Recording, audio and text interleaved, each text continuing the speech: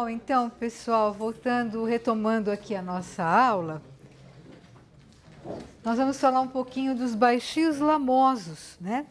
Que nós já vimos em outros slides, eu já falei um pouquinho o que eles têm de característica em relação aos bancos de espartina, que eles muitas vezes estão associados aos bancos de espartina.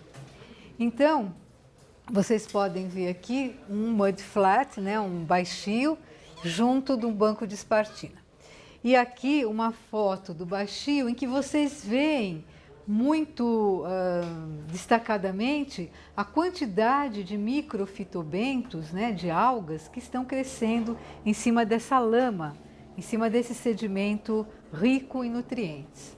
Então, essas algas, geralmente elas são clorófitas, são algas verdes, desses gêneros aqui, Rhizoclonium enteromorpha, que é muito comum, em costão também ocorre muita enteromorfa na base dos costões, e Cladófora. Então, esses gêneros de algas, eles fazem a produção primária, a parte da produção primária importante nesse sistema consolidado.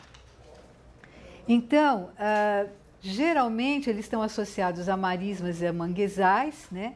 Mas eles podem estar situados abaixo do marisma e do manguezal.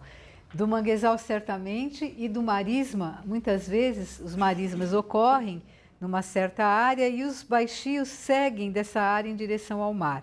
Então, eles se situam mais próximos ao mar ainda, né, do que os marismas e do que os manguezais.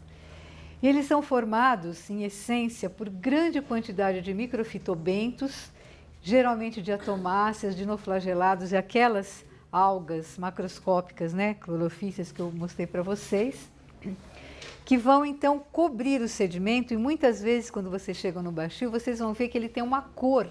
Aquela lama tem uma cor que pode ser verde, que pode ser azulada, que pode ser vermelha, como uma foto que eu mostrei para vocês aí atrás. Então depende da alga dominante que está crescendo naquele ambiente, não é que está com esgoto ou qualquer coisa assim. A cor verde, no caso, significa a alga que está dominando naquele ambiente, né?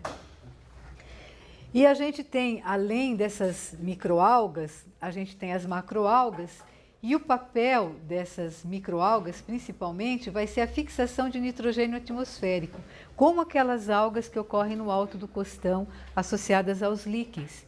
Então, elas também têm o papel de fixar o nitrogênio atmosférico, convertendo em nitrato, e vão, além disso, de ter essa fonte de nitrato importante, elas vão utilizar os nutrientes que estão naquelas águas estuarinas que banham o ambiente. Então, vocês veem que a quantidade de nutrientes para essas algas é muito alta. E como tem luz, elas estão na superfície daquele sedimento, né?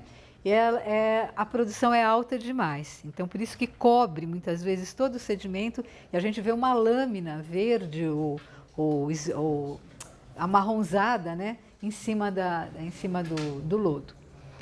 E a meiofauna, então, é muito abundante no ambiente desses, né, representada pelos nemátodes, pelos copépodes arpacticoides. Olha o crustáceo aqui de novo.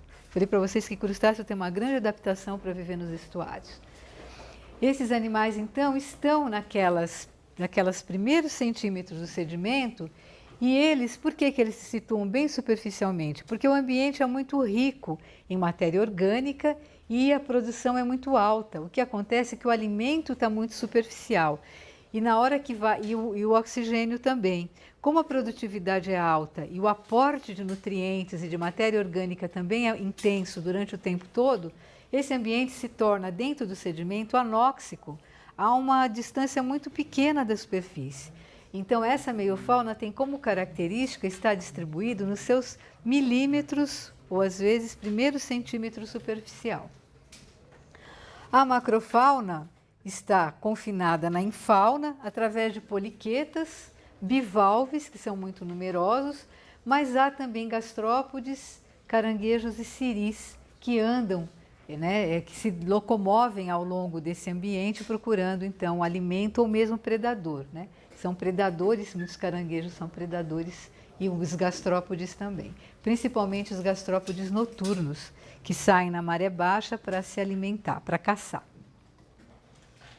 Aqui está uma foto do baixio lamoso em que vocês podem ter uma ideia, o mar está aqui, né, da extensão que trata essas áreas. Então, a princípio parece uma praia, mas não é uma praia comum, é uma praia dentro dessas características que eu falei para vocês. Esse aqui é um baixio lá de Cananéia, né? Então a gente tem o manguezal, o baixio na frente, do lado, né, e o mar aqui fora.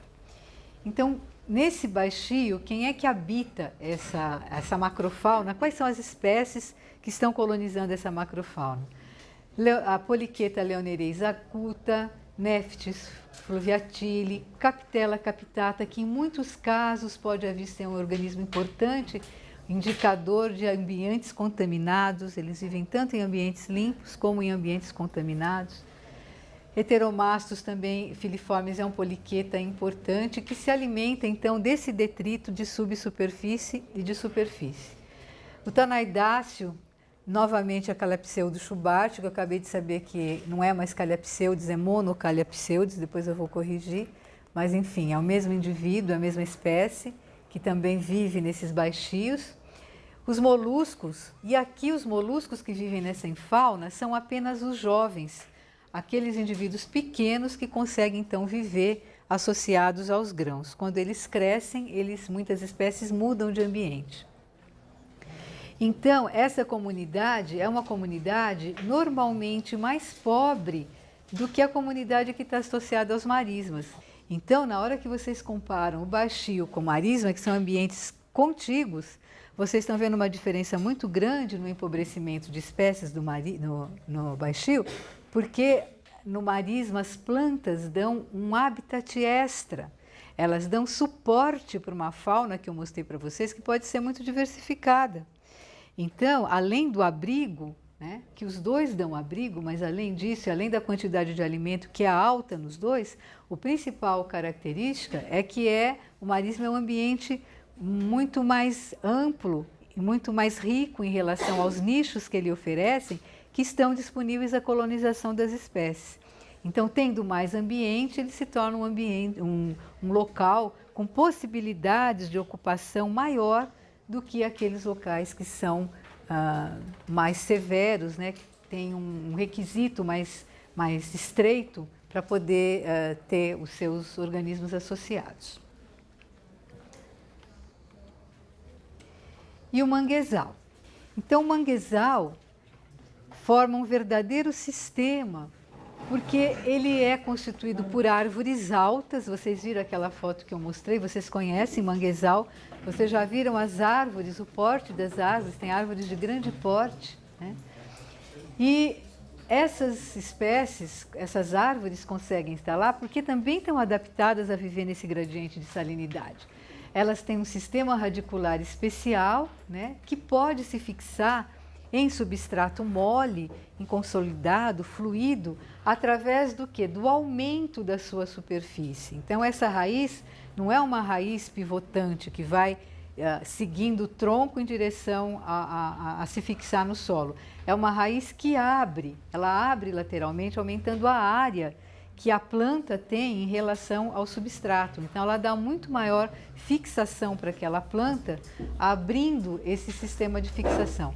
E como que ela faz isso? Através dessas raízes suporte, né? E muitas vezes através do caule que cresce, caules adjacentes àquele tronco principal, que a gente já vai ver numa foto daqui a pouco, que cresce em direção ao solo. Então, eles dão um suporte através dessas raízes escoras, que na realidade não são raízes, são formações do caule. Como característica, além da mistura de água, né, a gente está no ambiente estuarino, nós vamos ter locais abrigados que são tanto na região tropical quanto subtropical. Geralmente os manguezais estão mais associados a regiões quentes, então nos trópicos eles são muito mais exuberantes, o porte do manguezal é muito maior, a diversidade de espécies de árvores é muito maior do que nas regiões subtropicais. Para vocês terem uma ideia da ocupação de manguezal, por exemplo, na nossa costa, aqui na costa da América do Sul, 25% do litoral da América do Sul é ocupado por manguezal. Então, vocês vejam como é importante esse ecossistema, né? Na realidade, no Brasil, a maior quantidade, a maior área de manguezal está na região norte. E aí as plantas têm um porte muito mais alto do que esse manguezal que a gente encontra aqui no Sudeste, por exemplo, né? Então, se vocês forem na região de Cananéia, Paranaguá, Rio Grande do Sul, vocês vão ver que lá o manguezal, as árvores são muito menores do que as árvores, por exemplo, no sistema estuarino no Pará. Então, essas raízes que eu falei para vocês, esse aumento do sistema radicular, além disso, eles têm, além dessa ampliação, né, do sistema da área de permanecimento da planta ali no local mole, as raízes ainda possuem o desenvolvimento a capacidade de armazenamento de ar. Elas têm um tecido chamado aerênquima, que vai, ou estruturas, que estão em estruturas chamadas rizóforos e pneumatóforos, que vão então ter a capacidade de armazenar o ar. Então a planta consegue respirar, as raízes conseguem respirar com essa reserva de oxigênio que elas retiram do ar, né? Então manter essa estrutura toda de árvore. Então aqui a gente pode ver o que eu falei para vocês, né? As raízes, entre aspas, porque na realidade são caules que nascem em direção, né, com geotaxia positiva, e eles descem então em direção ao solo, procurando pontos de se fixar e ampliando então essa largura da base de fixação da planta, né? Não são raízes, são caules adventícios. E aqui estão os rizóforos que vocês podem ver, né, se abrindo então, feito dendrito, né, ampliando muito a área base das plantas. Aqui nessa foto também vocês veem os pneumatóforos, que são as raízes que crescem em direção para cima, né, fugindo com geotaxia negativa. Então elas vão em direção à superfície para poder aumentar a sua área respiratória. Bom, essas plantas são conhecidas pela sua grande capacidade de tolerar o sal. São conhecidas como plantas halófitas, porque elas vão conseguir suportar a variação entre 2 a 28 partes de sal por mil. Então, isso faz com que elas tenham mecanismos que exclua esse sal. A mesmo tipo de adaptação, ou de raciocínio, né, entre aspas, de evolução feita nesses organismos em relação ao que eu falei de crustáceos com cutículas grossas, né, de regulação da osmose. Então, como que as plantas fazem isso? Elas não têm glândula antenal como o crustáceo, mas elas têm um revestimento muito grosso das folhas, né? Então, as folhas são muito grossas. Vocês veem folha de mangue, não é uma folha de qualquer planta normal que a gente vê aqui na terra. São plantas que são muito grossas. Então, esse epitélio tem acúmulo de muita lignina. Então, a lignina é uma proteína que vai se depositando nas células e vai impermeabilizando essas cutículas, fazendo com que a perda de água seja muito dificultada. Então, da mesma forma que os crustáceos têm o seu exoesqueleto com quitina, as plantas têm as células do epitélio revestidas com lignina. Outra adaptação dessas plantas é possuir grande quantidade de tanino nas suas células. E esse tanino evita com que os tecidos se apodreçam. É uma proteína também que fixa que ajuda a fixar a matéria orgânica e impede, é muito ácido, impede então o crescimento de bactérias que vai apodrecer, que poderia trabalhar e crescer em cima daquele tecido que está sempre úmido, né, em contato com a água. E existe também formação de sementes típicas, né? Então a planta pode ter uma reprodução sexuada, e existe também a viviparidade, que eu acho que eu já falei para vocês em alguma aula aí atrás, em que a plântula se desprende da mãe, tem uma raiz pivotante pequenininha, e ela vai então se fixar próximo da árvore mãe e vai então se tornar uma nova planta, né? Vai crescer e se tornar uma nova árvore. Então, isso é a viviparidade. A semente já se desenvolve dentro da árvore mãe, e aí, então, quando ela nasce, que ela cai, que ela vai sobreviver, ela já sai como uma plantinha com folhas e uma raiz pivotante.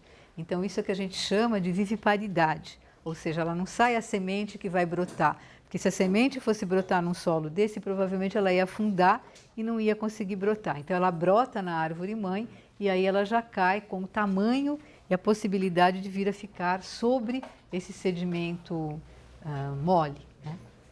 Aqui está um mapa da distribuição dos manguezais ao redor do mundo e vocês podem ver que a grande concentração está nos trópicos, né? Nas regiões quentes.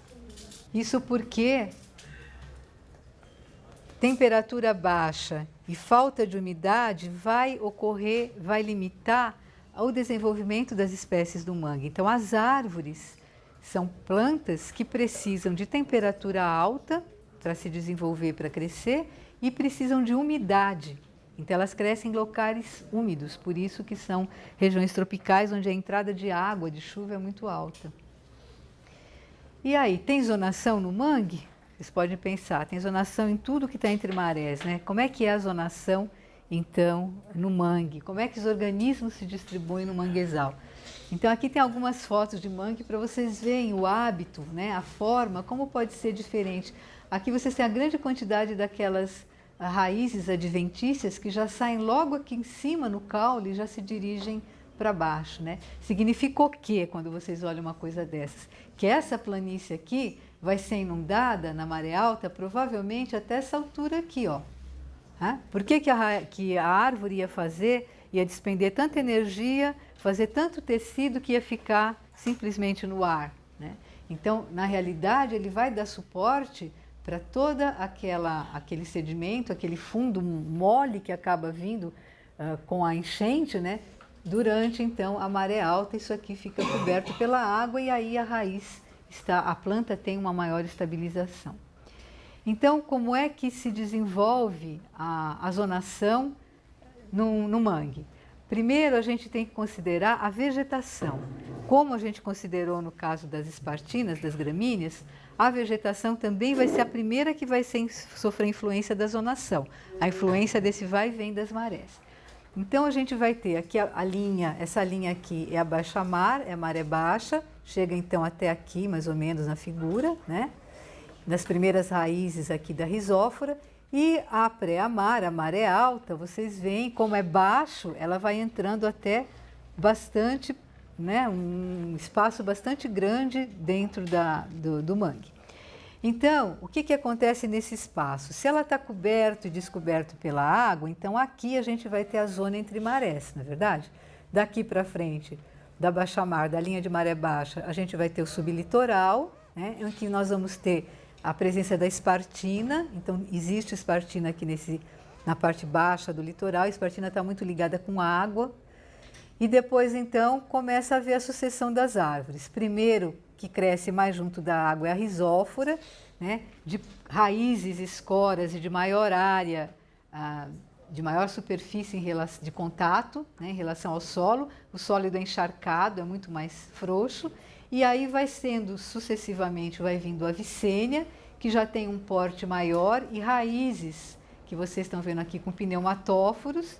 Então ainda existe uma respiração aérea, porque as marés mais altas do ano conseguem chegar aqui, né? Então o terreno fica inundado. E na parte de trás do manguezal, na parte mais de fora do manguezal, que só recebe borrifos eventuais de sal, então nós temos o desenvolvimento da lagunculária. Então, rizófora, avicênia e lagunculária é a zonação típica das árvores de manguezal. É sempre nessa ordem em relação à distância do mar. E depois, então, nós já temos, depois da lagunculária, da faixa das lagunculares, nós já temos a vegetação típica de terra, né? Que aí vem, inclusive, samambaias, coqueiros, outros gêneros terrestres, totalmente terrestres. Então, aqui vocês têm a rizófora, né, o porte da rizófora, que seria essa primeira aqui. Aqui vocês têm a vicênia, que já são árvores mais altas, com folhas pequenas, que está aqui. E depois a lagunculária, né, que situa mais distante, então, do mar, propriamente dito, na parte mais alta do manguezal. Mas vocês estão vendo que ainda tem, ó, raiz, né, de pneumatóforo. E aqui é uma vegetação totalmente já terrestre, que se sucede, então, ao manguezal. E como é que a fauna, que o bento se distribui nessas raízes todas, nesse fundo todo, nesse chão mole todo, né? Então, na realidade, a gente tem duas grandes divisões de fauna bêntica no manguezal. A gente tem uma fauna que está associada a fundo duro. E quem que é o fundo duro? São as raízes do mangue, das árvores, né? O tronco das árvores. E outra fauna, que essa então associada ao fundo duro, é uma epifauna, uma fauna visível, e uma infauna que está associada ao fundo mole, né? Ao substrato inconsolidado e lamoso. Bom, então, se a gente considerar nesse esquema que nós temos a maré baixa, a linha de maré baixa aqui e a linha de maré alta aqui, então a gente vai ver que o médio litoral está composta, a zona litoral, por toda essa área aqui onde se situa a nossa risófora. Então, quem que está crescendo sobre a risófora? Vocês veem pelos símbolos e pela listagem aqui que é uma grande quantidade de espécies que conseguem colonizar e ir mais alto, como as nossas litorinas do supralitoral do costão. Aqui está a litorina na parte mais alta da árvore, e aquelas plantas, aqueles animais que ficam mais tempo dentro da água, ou seja, na parte mais baixa das raízes, que vão estar recebendo água a maior parte do tempo.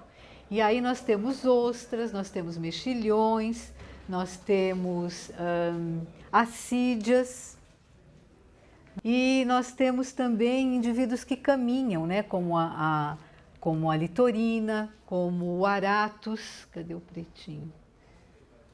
Aratus, que é um caranguejinho. Nós temos também animais que são fixos, né? E nesse sentido, a raiz funciona como um costão, entre aspas, na verdade, um substrato duro onde a fauna pode se fixar. E aí a gente vai ter, associado ao fundo inconsolidado, outros organismos que vão viver escavando esse fundo para poder ter uma maior proteção em relação às águas, né? E a viver, então, se alimentando desse fundo, muitas vezes ingerindo essa substância, se alimentando subsuperficialmente, ou outras vezes vivendo intocados dentro dessas galerias. Então, nessa fauna dentro do sedimento, a gente vai ter, por exemplo, as ucas, que são os caranguejos que conseguem ir mais para cima da zona das marés, né? Muitos peixinhos e muitas ostras que vão ficar fixadas ou vão ficar se encavando também, né? Fazendo pequenas escavações e deixando, como aquele mítilos que eu mostrei para vocês, deixando o seu órgão filtrador de fora desses orifícios, dessas toquinhas, e ficam então presas dentro dessa proteção do sedimento.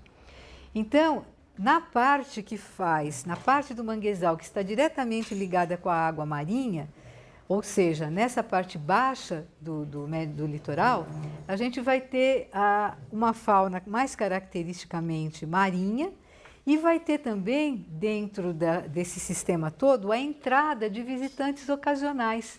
Quem são esses visitantes ocasionais da fauna marinha que vão, por um certo momento, por um certo tempo, ficar dentro do manguezal?